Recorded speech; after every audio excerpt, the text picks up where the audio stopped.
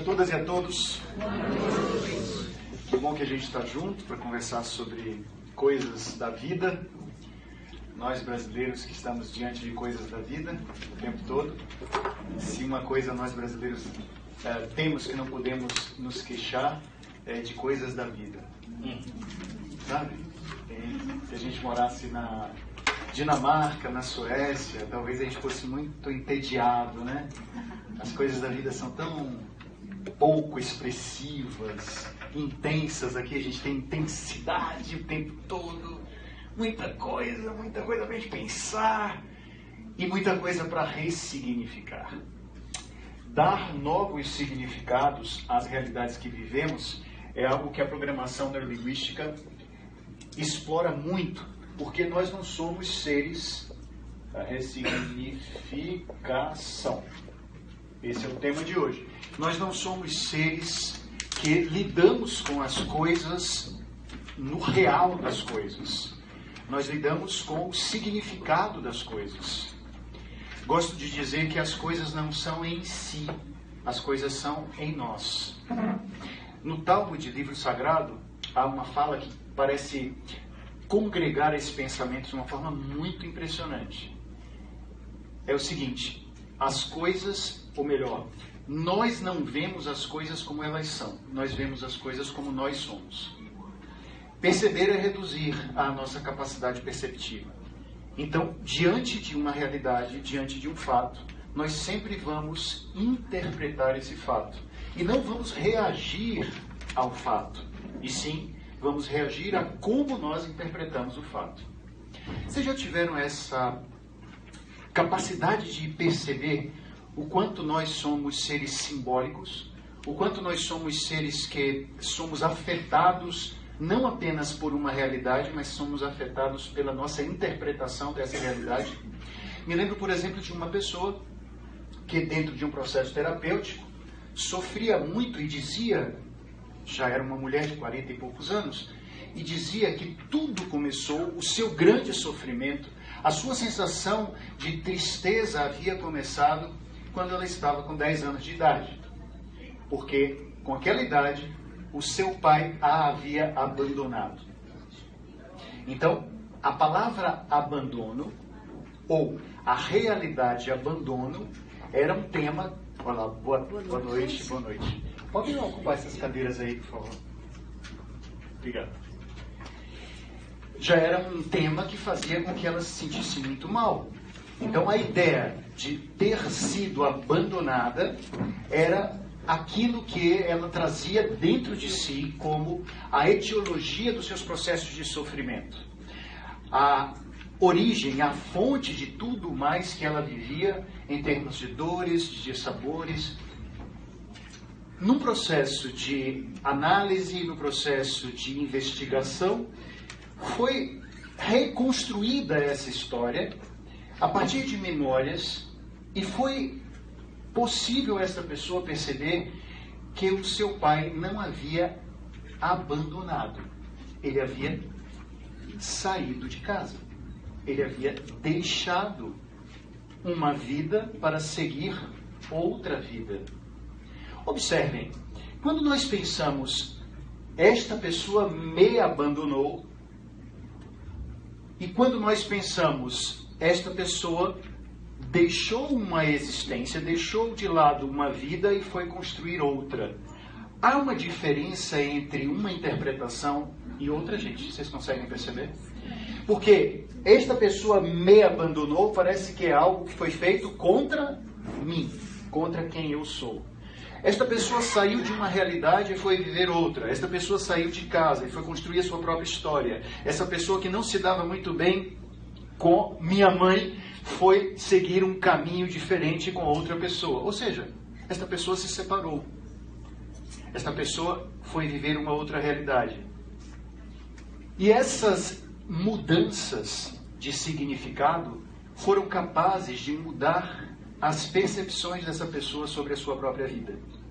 Ao ponto de perceber que de uma condição de vítima, ela poderia partir para a interpretação diferenciada do que lhe aconteceu, ou seja, a sua capacidade de olhar a sua história de uma outra forma para tornar-se protagonista. E a ressignificação é algo muito interessante dentro do processo de assumir a vida nas próprias mãos, que o protagonismo está estabelecendo. Eu não sou mais alguém que recebe a vida. Eu sou alguém capaz de olhar a vida, de interpretar a vida e de perceber, a partir de outros olhares, a partir de outras observações, de outros ângulos, dando novos significados para eventos da minha própria existência. Falar sobre ressignificação não é falar, por exemplo, sobre algumas outras coisas com as quais ela é confundida. Se eu dissesse para vocês o seguinte: estou num engarrafamento terrível, saí da minha casa cedo, porque tinha um compromisso importante, uma reunião muito, muito importante, fiz tudo dentro dos conformes, preparei o trabalho que eu apresentaria nessa reunião, saí de casa com bastante antecedência e, de repente, estou num trânsito infernal. Diante desta realidade, eu digo, isso não está acontecendo. Não é possível que isso esteja acontecendo. Não, com certeza isso não está acontecendo. Vamos para uma outra ideia. Eu estou agora recebendo o comunicado de que fui demitido. Lá ele, né? A gente tem que dizer lá ele para as coisas não acontecerem. Tá. Fui demitido e eu digo para mim mesmo, não, isso não está acontecendo. Isso não é verdade. Isso não pode ser. Alguém que muito amo, com quem tive um relacionamento muito importante na minha vida, olha para mim e diz, não te quero mais. Estou indo embora, vazei, miséria. E eu digo para mim mesmo o quê? Não é possível. Isso não está acontecendo. Amanhã eu ligo de novo para essa pessoa e digo para ela que estou esperando para tomar café, para almoçar. Eu vou continuar minha vida da forma como ela sempre foi. Gente, isso é ressignificação? Não. Isso nós podemos chamar de negação. E processos de negação, até determinado nível, podem ser saudáveis. Digamos, eu posso perceber alguma determinada realidade com a qual eu não estou podendo lidar, e esse processo de negação, por um momento, ou por alguns instantes, é o momento ou ele representa um instante de não ter um choque tão dramático na minha vida. Ele representa um instante do início do meu luto em relação a essa mudança que vai se dar. Ou diante de algo que para mim é bastante sério, com que eu ainda não tenho condição de processar adequadamente, de lidar adequadamente. Então, a negação pode ser o princípio, mas se ela se arrasta, ela pode trazer para nós situações bastante difíceis. Fique à vontade, querida, tem uma cadeira ali. Ela vai trazer situações muito difíceis, muito dolorosas. Eu tive contato, por exemplo, com uma pessoa que não tinha condição de ressignificar uma dor, uma perda muito grande. Era uma menina muito mimada, era uma menina que vivia cercada por muitos tempos de filha única, de família rica, e ela tinha uma grande e alucinada paixão pelo seu poodle. E o cachorro morreu. E ela não conseguia lidar com a morte daquele cão. E ordenou, ela não pediu, ordenou aos pais que fossem levar o corpo do animal a um taxidermista e o animal foi empalhado. Porque ela não podia lidar com a dor daquela perda. Ela estava com seus 14 anos, mais ou menos. Mais tarde, segundo me informaram, e a pessoa que me contou esse caso era uma pessoa que trabalhava com ela noivou. E estava há 4 anos noiva quando o seu namorado morreu. E diante do que aconteceu, aquela dor era tão forte, era tão... Olha, tem mais um lugar ali e acho que tem mais um lugar ali. Fique à vontade, por favor. Tem esses lugares aqui também. bem? Deixa o pessoal sentar para eu poder contar essa história tão dramática. Né? Assim como ela fizera com os seus pais em relação ao cachorro, ela também queria fazer em relação a quem? Ao noivo. Queria obter, e ela era uma estudante de advocacia, de direito, queria obter a autorização para que este ser humano tivesse seu corpo embalsamado e colocado numa espécie de mausoléu, de tumba, onde ela pudesse vê-lo. Estamos lidando com alguém no extremo da negação, no extremo da incapacidade de lidar com algo que é da vida humana, ou seja, morrer. Deixar de ter contato com alguma realidade que para nós é muito cara, ou com alguém que para nós é muito importante. Quando nós falamos sobre isso, é bom lembrar que na hora que tratamos da negação, podemos representar isso como não percebo. Mas ela é mais dramática ainda do que o não percebo. Ela é o isso não está acontecendo. A negação, no sentido patológico, é uma incapacidade de dar um novo significado e de converter a experiência dura, difícil, a adversidade em algo que podemos lidar, com o qual possamos lidar, ou algo que talvez para nós seja importante. Na hora em que vivemos uma perda, a ressignificação pode ser algo como: o que isso me traz em aprendizado, em crescimento, em transformação? Os estoicos, lá atrás, sobretudo um dos estoicos que eu gosto muito, o pensador Sêneca, no ano de 64 ele morre, ou seja, ele vive do ano 3 a.C. ao ano de 64 depois de Cristo. Sêneca traz uma visão muito interessante de que nossa felicidade depende da nossa capacidade de não gastar energia naquilo que nós não podemos modificar. Vou repetir para vocês. Nossa felicidade depende da nossa capacidade de não gastar energia nas coisas ou nas situações que nós não podemos modificar, nas coisas que são, nas coisas que existem.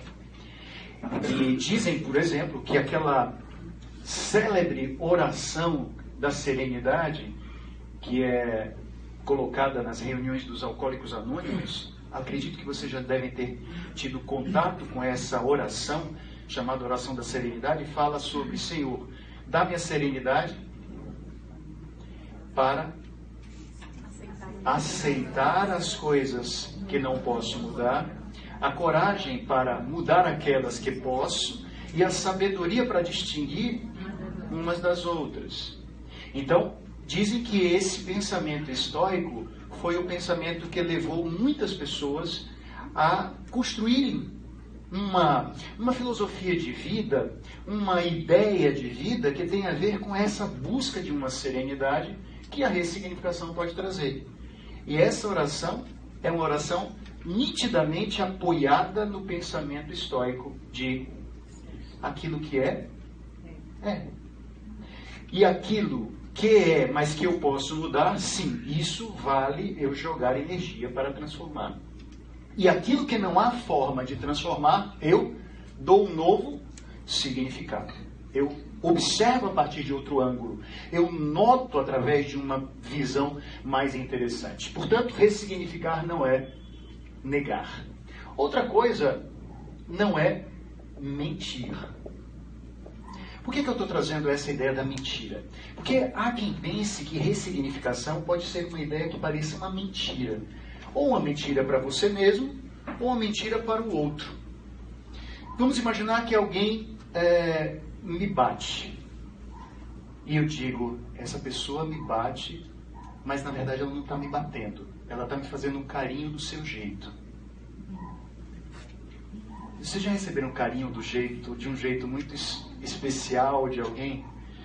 E que doeu. Aí você diz assim, olha, doeu, mas é porque essa pessoa é desse jeitinho mesmo. Mas na verdade ela não me bateu, ela me fez um dengo. Ela me fez um carinho. Só que ela é meio assim, sabe? Ela é meio abrupta, é meio intensa.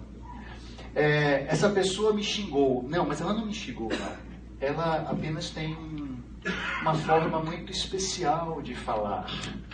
E quando ela me diz seu cachorro, ela está querendo dizer seu cachorrinho fofo, entendeu? Porque ela tem esse jeito mais duro, mais assim, intenso. Não, eu estou mentindo. Eu estou, talvez negação e mentira estejam bastante coladinhas, estejam bastante lado a lado, de braços dados. Sabe a pessoa que está vivendo uma situação muito difícil, mas a todo instante nas redes sociais está postando fotos, sorrindo e dizendo eu sou a pessoa mais feliz do mundo? Conhecem gente assim? Ela está atolada na mais dura realidade. Ela está vivendo sofrimento, ela está vivendo situações complicadas na vida afetiva, emocional, amorosa, ela está vivendo problemas na vida profissional, ela está sem dinheiro, ela está com dificuldades, ela está doente, mas ela está lá, ó, selfies maravilhosas, sorrindo, alegre, eu sou a pessoa mais feliz do mundo, hoje acordei para vencer. Certo?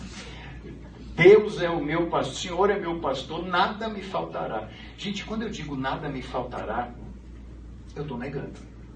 Porque em alguns momentos vai faltar sim.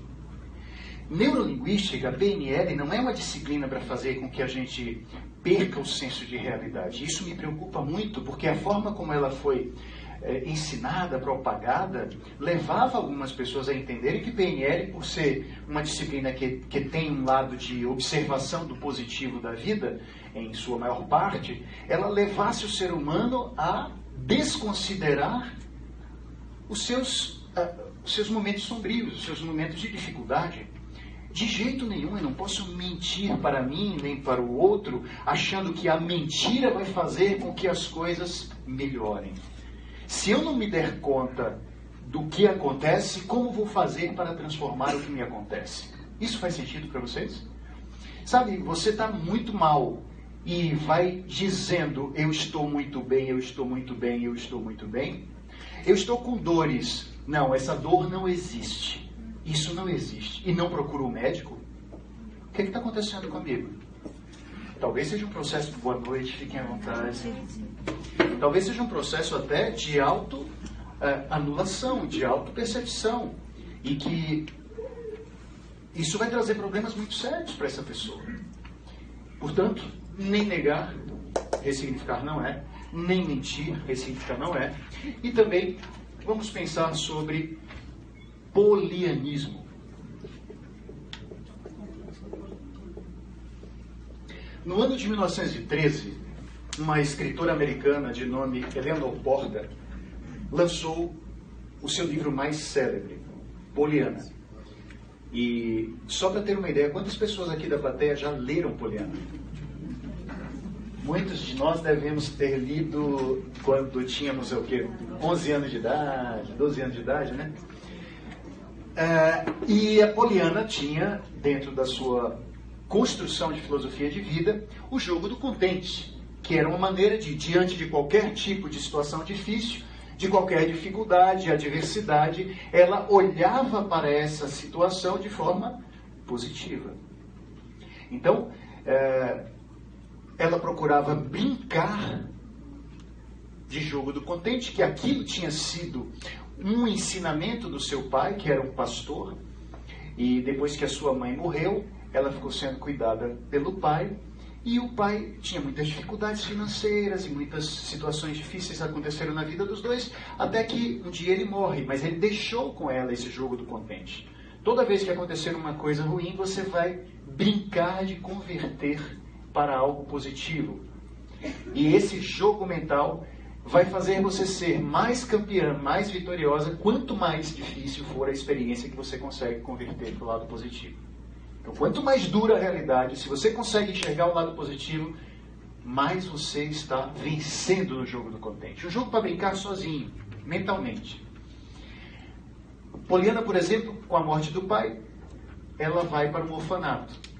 E há uma festa de Natal no orfanato, as crianças recebem presentes de forma aleatória, Então, ela recebe uma caixa grande.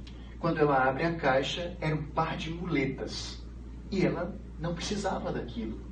Ela preferia ter recebido boneca, chocolates, um vestido novo. Mas quando ela abre e vê um par de muletas, imediatamente ela toma um impacto e ela pensa: que bom que eu recebi esse par de muletas. Ele serve para eu lembrar de valorizar as minhas pernas. Ele veio para que eu pudesse dizer como sou feliz por ter as minhas pernas sadias. Neste momento, ela ganha pontos no jogo do contente que ela própria fazia consigo. E ela, não satisfeita em viver o jogo do contente para si, ela vai ensinando o jogo de contente para outras pessoas com as quais ela vai vivendo. Uma vez que ela depois é descoberta pela família e é levada para morar na casa de uma tia. Ela sai do orfanato, vai morar na casa da tia rica e vai fazendo o jogo do contente lá também. E aí a gente pergunta: Cal, o polianismo não seria uma ideia interessante? Nenhuma dessas ideias aqui eu estou dizendo que precisa ser condenada. Mas ela pode ser observada e ela pode ser distinta da ressignificação. Algumas vezes, alguma negação, alguma mentira para si ou para o outro e algum polianismo podem representar ressignificações, mas não são a ideia da ressignificação.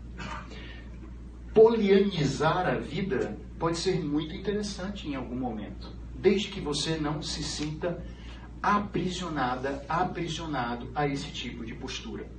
Porque, às vezes, você, tendo um contato direto com uma realidade, pode ter ainda mais impulso para sair dela. Não sei se vocês já perceberam algo assim. Diante de uma realidade que se apresenta de forma muito drástica, você pode dizer: nossa, era essa visão que eu precisava para dizer: cheguei no fundo do poço e aqui tem molas. Dizem que no fundo do poço há molas. E quando a gente chega lá, a gente toma um impulso, liga os foguetes e sai.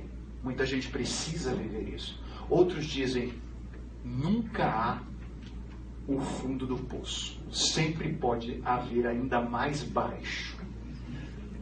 Isso não seria nada ressignificador, né? Quer dizer, eu já cheguei no fundo do poço? Não, velho. Ainda tem mais para onde você pode cair. Pode descer ainda mais. Tem lama, né? Você vai afundando nela.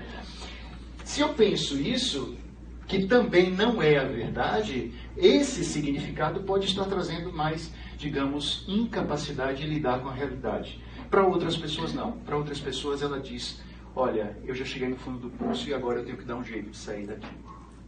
Agora eu quero melhorar isso. E ter consciência disso significa, é um recado da vida. Observem, isso é um recado da vida para que eu mude. Isso é uma chamada da minha existência para um caminho novo, escrever melhor a minha biografia. Aliás, biografia, como dizia Jim Rohn, não é destino. Essa frase me acompanha sempre. Biografia é o que eu escrevi sobre mim e sobre o que eu vivo até hoje. Destino é aquilo que eu vou começar a escrever sobre mim e sobre o que eu vivo a partir de agora. Não importa qual é a biografia que eu tenho, se ela é difícil, se ela é dura, se ela me levou ao fundo do poço, se ela me fez viver experiências de abandono, se ela me fez viver situações muito difíceis em que eu me senti impotente, incapaz, não importa. Isso é a minha biografia, é o que eu vivi até hoje. Destino é o que eu posso escolher viver a partir de agora. E talvez, diante da experiência difícil, eu posso pensar polianisticamente, ou posso pensar: isso é duro, isso é difícil, isso é complicado, isso me faz sentir tristeza. O que isso me ensina? O que isso traz para mim? O que isso me ensina sobre mim e sobre a minha vida? O que eu posso fazer de útil com essa realidade? Assim, eu não preciso ficar escravizado a olhar o lado bom das experiências e me sentir incapaz de mudá-las. Porque o polianismo, no seu sentido patológico, pode ser aquela ideia de: estou caminhando na rua, tomo um tropeção e digo assim: nossa, quebrei um dedo, que bom. Podia ter quebrado 2, 3. Pé inteiro. Né? Podia quebrar o pé inteiro. Mas, não, quebrei o dedo só, velho. Que massa. E aí continuo caminhando com o dedo quebrado. Não, não é isso. Essa seria a ideia polianística totalmente doente. Quebrei um dedo e está doendo. Deixa eu resolver isso. É esse contato com a nossa dor que não deve ser negado ou não deve ser resolvido de forma mágica com uma visão positiva, para não deixar com que você fique incapaz de operar naquela realidade. Polianismo até certo ponto. Tem uma situação muito interessante que é narrada acontecida com Thomas Watson Jr., o criador da IBM. Dizem que ele tinha uma jovem funcionária e ela era muito promissora, muito inteligente, muito capaz, mas só que num determinado tipo de negócio que ela fez na empresa, houve uma perda de $1 milhão. E ela estava arrasada. E aí o próprio presidente, o Thomas Watson, chama para conversar. E quando ela chega, rosto vermelho, nervosa, tensa, ela chega: o senhor me chamou para me demitir, não foi? Ele olha para ela e diz: demitir? Justo agora que eu paguei $1 milhão para você se tornar uma funcionária mais competente? Justo agora que eu investi $1 milhão na sua competência? Ou seja, o que é que ele queria dizer? Aquele $1 milhão perdido não era para ser entendido como o motivo para ela sair. Confiando na sua capacidade, ele olhava que aquele $1 milhão perdido era uma experiência importante que ela teve para talvez não mais ter problemas mais tarde. Ou talvez aprender muito mais com aquilo. Então ele não pensou: ela me deu um prejuízo de $1 milhão. Naquele momento, confiando na capacidade dessa moça, ele disse: ela foi treinada agora e a vida permitiu um treinamento que custou $1 milhão. Isso foi o quê? Uma ressignificação. Uma capacidade de enxergar uma realidade por conta de algo em que você acredita, que é algo que você acha positivo, uma capacidade de enxergar aquela realidade através de outro ângulo. Né? Existiria também outro termo que nós podemos, em alguns momentos, confundir com a ressignificação: eufemismo. Se eu olho uma pessoa e digo assim: fulana não é muito boa das ideias. Eu estou dizendo fulana não é muito boa das ideias para não dizer o quê? É doida. Né? Se eu digo fulano não tem um capital estético muito elevado, o que é que isso significaria? Feio, né? Ok. Ou seja, Beltrano não é uma pessoa muito amiga da verdade.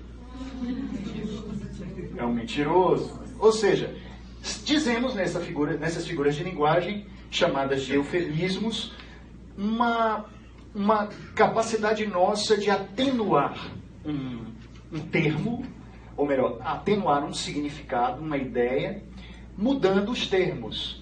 Tá?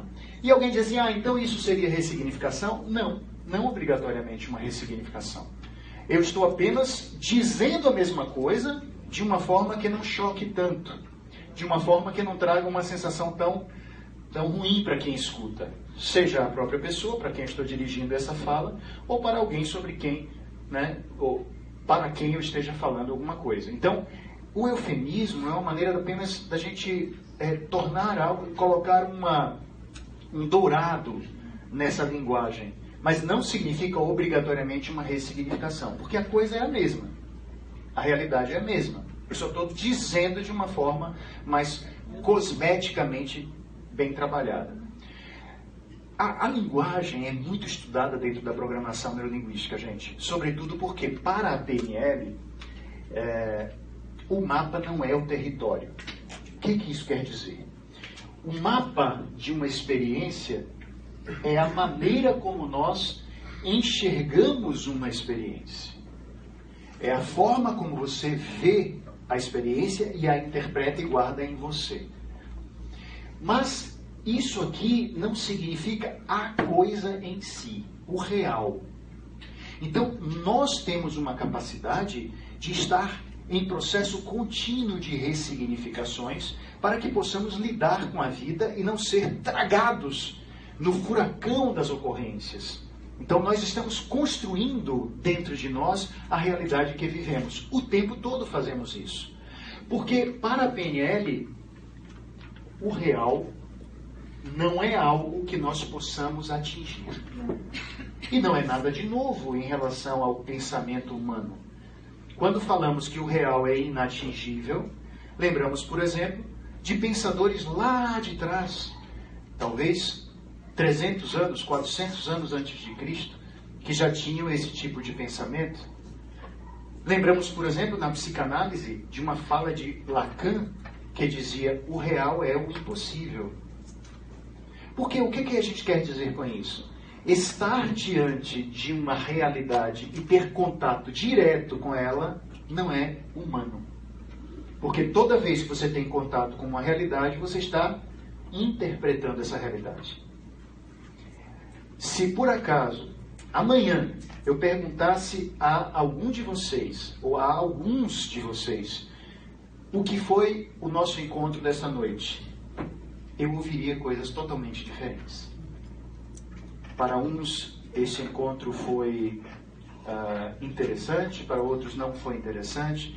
Para uns, esse encontro significou uma mudança de percepção, para outros, choveu no molhado, para uns foi interessante, empolgante, para outros foi entediante. Enfim, espero que a maioria ache empolgante, lógico, mas nós teríamos percepções completamente diferentes. E alguém perguntaria: qual dessas opiniões é a real? Qual dessas opiniões chega à realidade?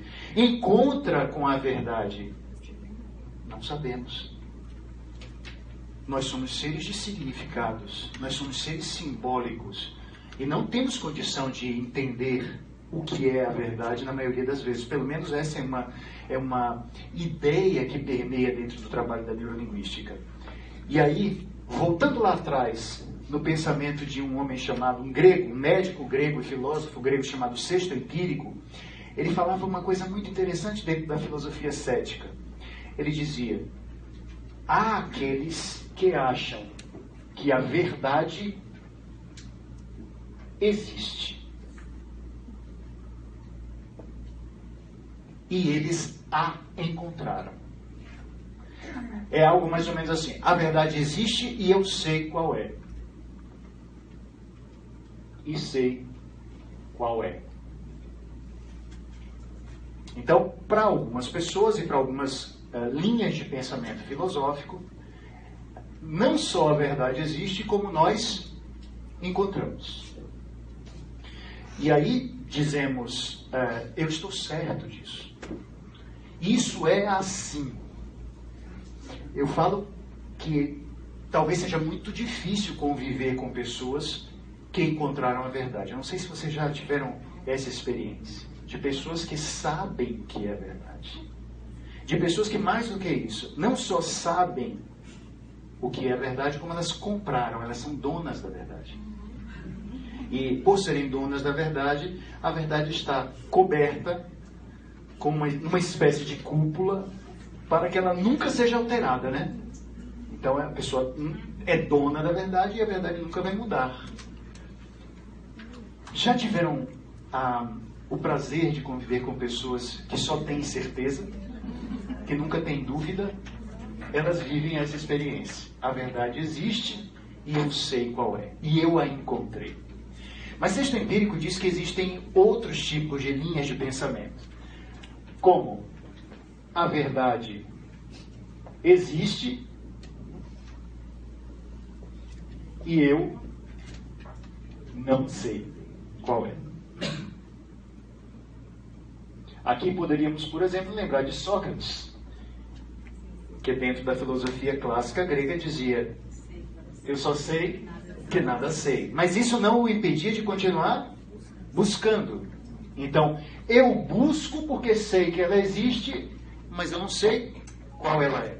Então, eu estou na busca, eu estou na investigação, eu estou perguntando. E ele, como filho de um escultor, que na verdade esculpia pedras para construções, e filho de uma mulher que funcionava, que trabalhava como parteira, Sócrates, da sua própria construção familiar, daqueles dois seres de quem ele vem ao mundo, metaforicamente ele é um predestinado. Primeiro porque era um homem que construía não pedras como seu pai para servir a construções, mas ele construía pensamentos. Ele ajudava pessoas também a construir pensamentos. E a partir do pensamento, ou melhor, a partir da linha materna, ele era aquele que ajudava pessoas a parirem suas ideias. Um processo chamado maiêutica, ele fazia perguntas para que essas perguntas ajudassem as pessoas a processarem o seu pensamento e poderem chegar mais perto da verdade. Mas ele dizia que ele não sabia qual era. E quando alguém falava sobre justiça, ou sobre alguém ser justo ou injusto, lá vinha Sócrates perguntar: conceitue, fale o que é justiça. E aí a pessoa dizia alguma coisa e ele iria cutucar, provocar com suas perguntas para mostrar a essa pessoa que aquela ideia de justiça que ele possuía não era uma ideia definitiva, que ele merecia mais aprofundamento. O sexto empírico fala também que existe uma outra ideia. Verdade não existe.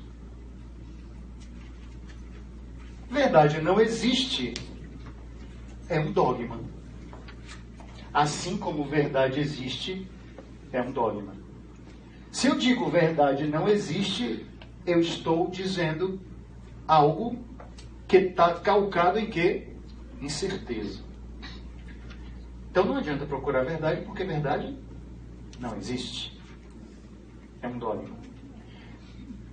O que os pensadores céticos trazem para nós? Uma investigação da verdade com base de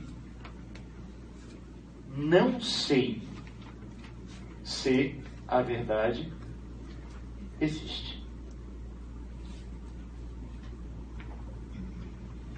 E por isso eu a procuro. Por isso eu investigo. Por isso eu checo. Por isso eu me aprofundo. Por isso eu mergulho. Então, isso aqui é algo que talvez eu gostaria muito de lançar. Talvez se eu pudesse deixar com as pessoas, seria: olha, não tenha tanta certeza se a verdade existe ou se você alcançou a verdade. Seja alguém que está com a mente sempre aberta a conhecer coisas novas. Seja alguém que não se sinta definitivo. Aí a minha formatação agora é definitiva. Porque a gente pode estar sempre abrindo espaço para novas formatações. Sabe?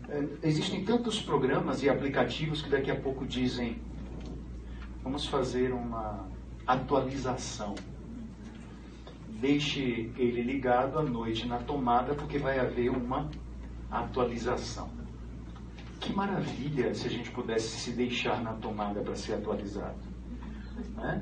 A gente pudesse dizer assim: nossa, eu quero passar para agora a minha versão Cal 8.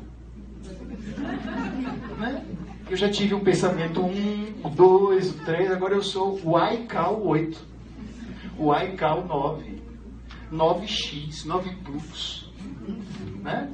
Porque eu estou abrindo espaço para novas percepções. A verdade, se ela for dita como ela existe e eu sei, eu não saio do lugar.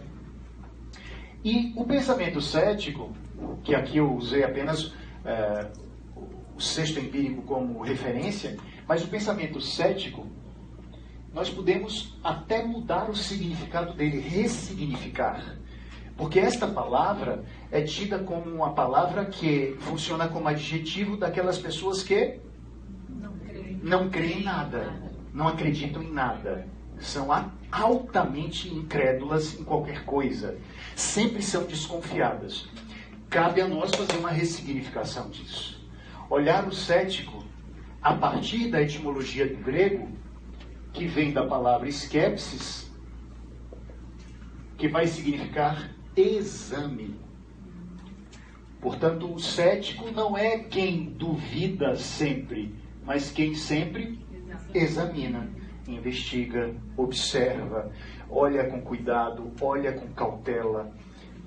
Não abre espaço para sempre aceitar tudo como vem, mas vai investigar.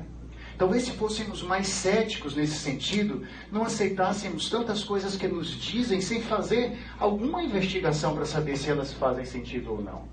Às vezes nós recebemos uma enxurrada de programações, de pensamentos, de crenças, de valores, e aceitamos tudo isso sem fazer qualquer tipo de investigação. Na PNL, a ressignificação vai ser como eu observo essa coisa que estou achando que é verdadeira. Como observo o fato? Como observo essa realidade? No nosso curso, esse curso a gente está com 2 turmas esse semestre, o curso básico. Na primeira turma, que já começou, mas ainda há vagas, é a turma das quintas-feiras. Daqui a 2 dias a gente tem o 3º encontro. Essa turma acontece das 2 da tarde às 7 da noite, toda quinta. Calma, mas eu já perdi 2 encontros. Não tem problema, você pode entrar nessa quinta agora e você pode acompanhar sem problemas o curso. E depois nós vamos anunciar um momento para fazer uma reposição das aulas perdidas. Então vai haver um momento de reposição. Ou você pode escolher a turma de finais de semana prolongados. 2 encontros em dias de final de semana prolongado. Feriado agora sexta, sábado e domingo. Feriado de 12 de outubro.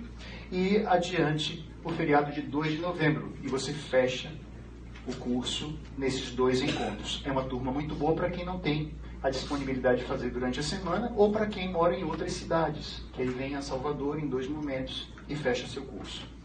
Nesse curso, o curso de PNL, para vocês terem uma ideia de como ele funciona, eu poderia dizer que é uma espécie de filosofia prática da vida. Para que eu faço PNL? Ora, você pode fazer pensando no para quê. Eu quero fazer PNL para melhorar a minha comunicação com as outras pessoas.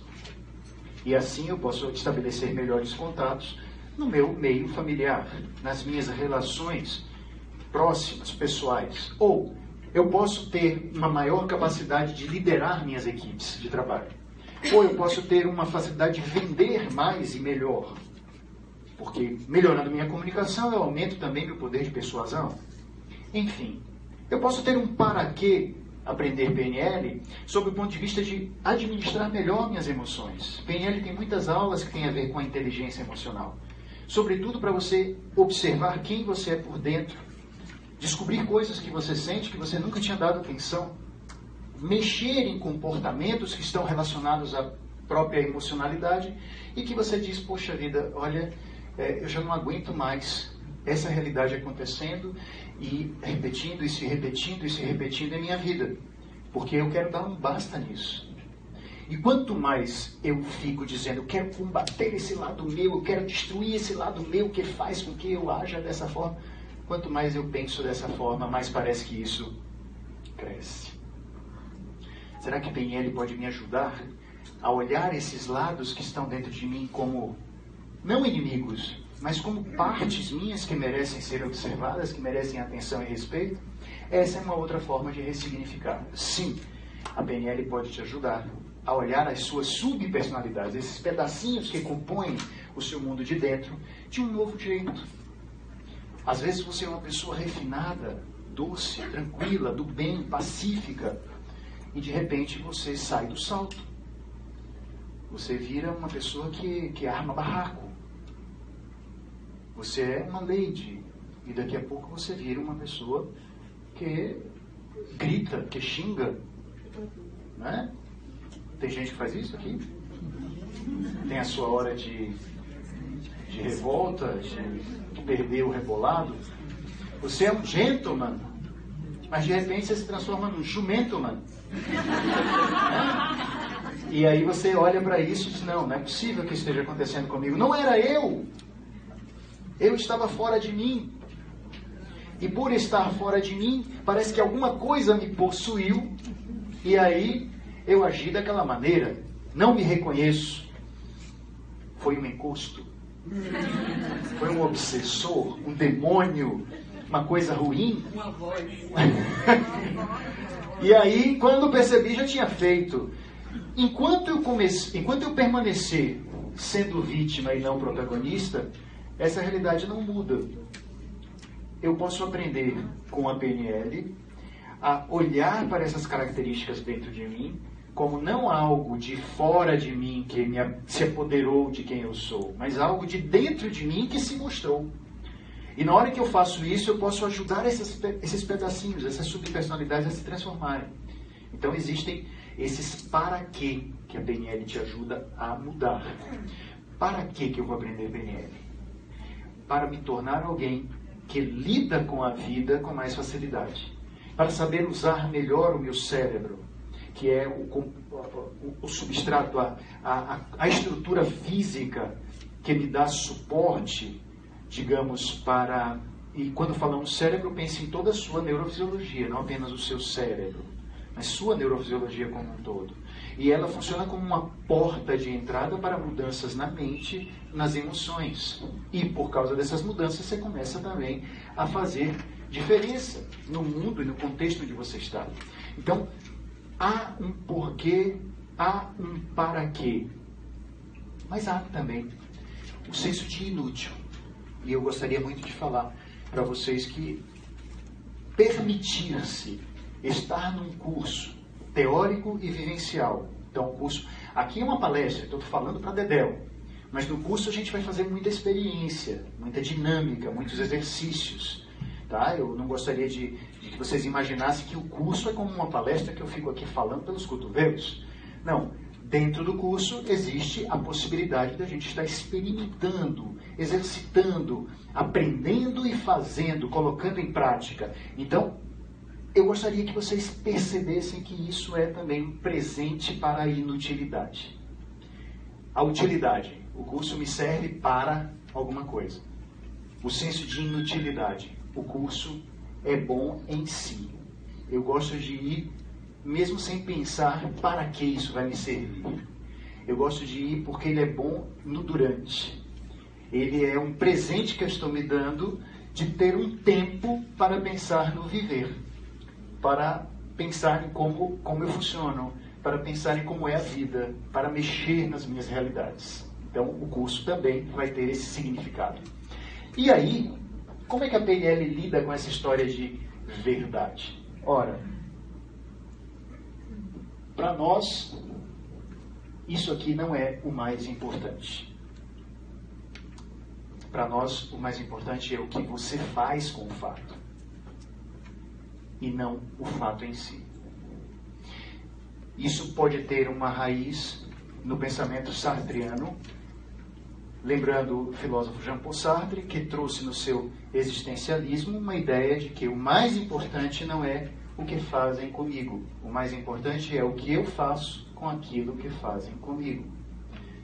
O mais importante não é aquilo que está acontecendo, mas como eu simbolizo e represento isso que está acontecendo. Dentro do pensamento sartreano, e eu acho que a PNL abraça isso com muita força, nós podemos dizer que somos todos condenados à liberdade. Sartre dizia, o homem é condenado a ser livre. O que é que isso significa, gente? Sempre terei liberdade. Sempre é escolha minha o que eu vivo. E isso pode parecer um pensamento bastante radical, mas eu queria dar uma aprofundada rápida nisso. Observe, sempre eu estou escolhendo tudo que me acontece? Sempre a vida vai ter a ver com minhas escolhas? E se eu estiver caminhando na rua e de repente me assaltarem? Eu não escolhi esse assalto. E aí? Eu olho para Sartre e digo, você está enganado. Você disse que tudo era liberdade minha, que tudo na vida é escolha minha. Como é que eu fui assaltado e eu não escolhi isso? Ele olhará para você e dirá, mas você é livre para fazer alguma coisa com esse assalto. Se você não é livre para escolher uma situação que lhe acontece, você é livre para interpretar essa situação que lhe acontece. Por exemplo, alguém que foi assaltado vai dizer, sou um azarado. Tudo em minha vida dá errado. Por isso, fui assaltado. E, por causa disso, escolho não mais sair de casa. Vou ficar em casa a vida toda. Outro diz, não, eu fui assaltado, foi uma circunstância, tomarei mais cuidado em alguns lugares onde irei passar. Outro vai dizer, não, me assaltaram? Muito bem, eu agora vou assaltar todo mundo. Me assaltaram, eu vou também assaltar todo mundo. Não é assim que a vida é? Ou seja, não escolhi o evento, mas posso escolher o quê? A maneira como reagirei a esse evento, a maneira como interpretarei esse evento. E isso tem a ver com ressignificação. Que significado novo eu dou às experiências da minha vida? Como eu posso interpretar as adversidades para encontrar vantagens nas adversidades? E dentro dessa possibilidade de investigação, eu posso também começar a pensar sobre o outro, as outras pessoas que vivem ao meu redor, que também têm interpretações diferentes em relação aos mesmos fatos. Se eu próprio tenho uma capacidade de enxergar uma realidade, de perceber um fato e interpretar de formas diferentes, tanto é que um fato que eu interpretava de um jeito um ano atrás, eu posso interpretar hoje de forma nova. 10 anos atrás, nossa, muito diferente de como eu interpreto hoje. Assim são as pessoas que estão comigo, que interpretam as mesmas realidades com as quais estamos lidando de formas diferentes. E vamos ter mais respeito no lidar com as experiências de interpretações divergentes.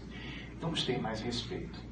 Porque às vezes eu posso estar muito, mas muito bem intencionado. Eu posso estar cheio de boa vontade. Mas aquilo que eu faço dentro de um determinado contexto não é a melhor coisa. Porque eu estou alucinando como é a interpretação do outro. Como é a maneira como o outro interpreta. Ou como é a maneira que o outro vive. Às vezes eu acho que estou ajudando e estou, na verdade, incomodando. Às vezes eu estou dizendo para mim mesmo, estou sendo bacana e, na verdade, estou sendo invasivo. Às vezes estou dizendo, estou sendo carinhoso, carinhosa e, na verdade, eu estou agredindo. Enfim, para fechar o nosso encontro, só lembrando a vocês que no fim dessa nossa palestra, aquelas pessoas que quiserem se inscrever, podem nos procurar. Martinha, minha sócia, aqui sentadinha. Temos a Nícia aqui também na recepção. E lembrando a vocês que as pessoas que se inscrevem também recebem alguns bônus. Existe um bônus que é muito especial, que é o curso digital PNL Plus. É um curso que envolve programação neurolinguística, coaching e filosofia juntos, em mais ou menos 300 horas, ó. Ai, meu Deus. 300 horas. 33 vídeos, que são vídeos que tratam desses assuntos. Então, deve ter lá o quê? Umas 40 horas de vídeo, né, Martinha? Mais ou menos. Umas 40 horas de vídeo que você recebe a chave e você pode acessar e assistir às aulas. Então, além do curso presencial, você também ganha o curso PNL Plus para você acessar em casa, do seu computador, do seu tablet, etc. E gostaria também de agradecer as pessoas que trouxeram a doação, né, o leite em pó que a gente sempre pede para uma instituição. Mas vamos fechando o nosso encontro. Eu gosto disso. Não vou mentir, não vou negar. Vou até falar de novo. Agora vamos fechar o nosso encontro. Sempre é muito tocante, muito comovente. Um grande escritor, ele nasceu em Moçambique, seu nome é Mia Couto. Mia Couto tem um conto que, na verdade, foi um chefe indígena que narrou para ele. O macaco e o peixe. Dizem que numa floresta, um macaco que nunca tinha visto um peixe estava pela primeira vez próximo a um lago e viu aquele animal dentro da água se mexendo. Achando que se tratava de um animal morrendo afogado, o macaco, muito bondoso, generoso, mergulha os seus braços e tira o peixe de lá de dentro. O peixe, obviamente, se debate nos braços do macaco. E o macaco pensa: nossa, como ele ficou feliz, porque eu o salvei. Está até pulando de alegria. Só que aí, o macaco, abraçado com o peixe, fazendo-lhe carinho, não percebe que o peixe está diminuindo a sua movimentação e, de repente, o macaco para de se debater, obviamente, morrendo. E aí o macaco olha, o peixe está se debatendo, depois para de se debater, logicamente, morrendo nos braços do macaco. E aí o macaco olha para o peixe e vê que ele morreu e pensa: que pena, não cheguei a tempo de salvá-lo. Essa metáfora, esse conto que Mia Couto nos narra, tem muito a ver também com a maneira como nós interpretamos as outras pessoas. A vida que nós percebemos que é uma vida feliz ou infeliz, a experiência do outro, ela é mais interessante se nós tivermos em conta a possibilidade de estarmos interpretando e dando significados diferenciados. Então, alguém pode estar vivendo uma determinada experiência e estar muito feliz, não precisa ser salvo, não precisa ser salva por mim. Está muito bem daquele jeito. E vai caber a mim a capacidade de interpretar isso e de aceitar isso. Que essa pessoa pode ser feliz de uma forma diferente da minha. Eu posso estar olhando para alguém que está aparentemente muito feliz e essa pessoa está mergulhada em muita dor.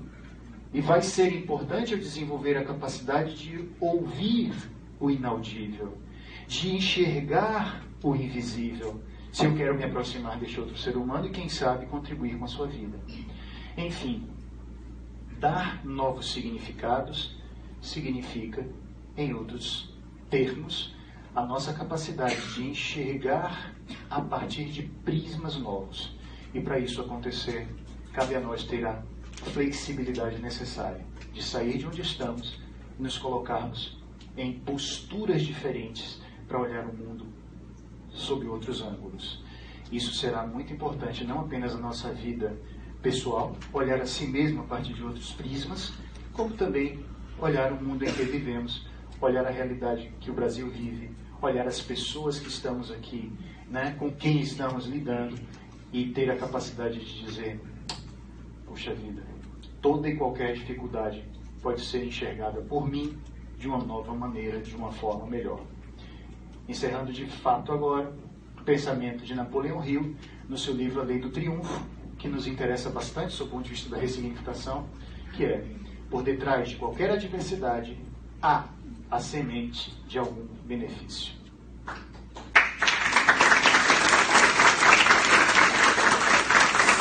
Se vocês puderem levar essa frase: por detrás de qualquer adversidade há a semente de algum benefício. E começar a olhar as coisas que a gente vive, que chama de problema, de formas novas, de formas mais interessantes, aprendendo com essas realidades. A vocês, meu muito obrigado por estarem aqui. Muito obrigado a vocês que nos acompanharam através das redes sociais. Essa palestra em breve estará no YouTube, tá? Aquelas pessoas que já sabem, já estão acompanhando o canal do YouTube, onde eu coloco muitas palestras, muitos vídeos, muitos cursos, e algumas pessoas que ainda não estão nos acompanhando nas redes, como, por exemplo, o Instagram e o Facebook. Sugiro que deem uma olhadinha, que possam nos seguir. Tem muita coisa boa que a gente está colocando no Instagram e no Facebook também. E para vocês que ficam aqui presencialmente, eu peço sempre que deem um alô para as pessoas que acompanharam a gente a partir das redes sociais. Dá um tchau para esse povo aqui. Ok. Um tchau feliz, gente. Valeu, galera. Muito obrigado mais uma vez. Uma excelente noite a todos nós. Muito obrigado. Hã? É porque já tinha acabado. Ele só fica 1 hora no Instagram.